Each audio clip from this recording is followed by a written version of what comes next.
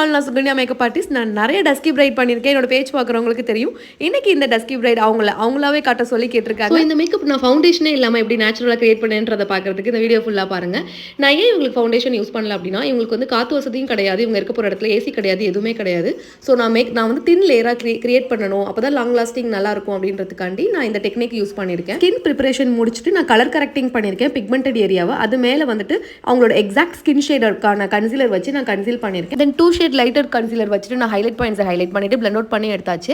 அதுக்கப்புறம் டிரான்ஸ்லண்ட் powder and அவங்களோட powder products எல்லாம் யூஸ் பண்ணி அவங்களோட பேஸை ஃபுல்லாக செட் பண்ணிட்டு ஆல் ஓவர் த ஃபேஸை வந்து செட்டிங் ஸ்ப்ரே வச்சு செட் பண்ணியிருக்கோம். அவங்க சாரி வந்து maroon with gold colour. So நான் வந்து ஐஷேடோவுமே வந்து டிரான்சிஷன் கலர் யூஸ் பண்ணி கோல்ட் ஸ்ட்ரீமர் வச்சு முடிச்சிருக்கேன். அண்ட் லிப்ஸ் கூட வந்துட்டு ஒரு ப்ரௌன் நியூட் லிப் கொடுத்து முடிச்சாச்சு. தென் அவங்க கேட்ட மாதிரி ஒரு அழகான முகூர்த்தம் ஹேர்டும் அவங்க ஃபேஸ் கட்க்கு சூட் ஆகிற மாதிரி ஒரு ஹேர் ஸ்டைல் பண்ணி சூப்பராக ரெடி ஆகிட்டாங்க. கண்டிப்பாக உங்களுக்கு இந்த மேக்கப் பிடிச்சிருக்கும்னு நினைக்கிறேன். அண்ட் இந்த பிரைடுக்கு நான் என்னெல்லாம் ப்ராடக்ட்ஸ் யூஸ் பண்ணேன்னு தெரிஞ்சுக்கிறதுக்கு கண்டிப்பாக கமெண்ட் பண்ணுங்க.